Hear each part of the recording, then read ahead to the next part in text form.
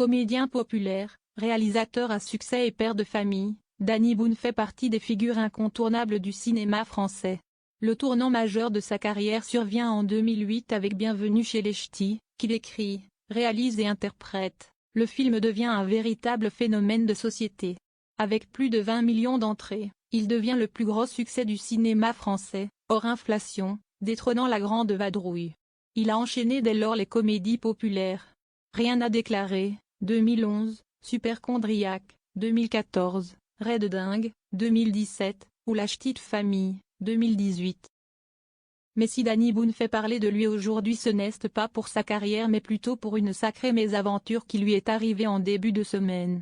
En effet, lundi 6 mai 2025, le réalisateur a été victime d'un accident de la route sur l'autoroute A4, comme l'a rapporté le Républicain lorrain.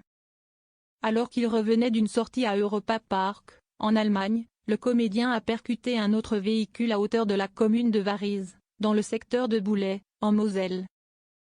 L'incident s'est produit en milieu d'après-midi. Selon les informations du quotidien régional, l'artiste se trouvait seul à bord de son véhicule. Pour une raison indéterminée, il serait entré en collision avec un autre véhicule, précise le journal. Les sapeurs-pompiers de Boulay, rapidement dépêchés sur place, ont été assistés des gendarmes de l'autoroute, comme dans tout accident de la circulation. Fort heureusement, les conséquences ont été limitées. Monsieur Danny Boone a été pris en charge par les sapeurs-pompiers et transporté à l'hôpital de Metz-Mercy pour des examens de contrôle, indique une source proche, citée par nos confrères. Et de rassurer, Monsieur Boone était seul à bord de son véhicule. Tout le monde va bien.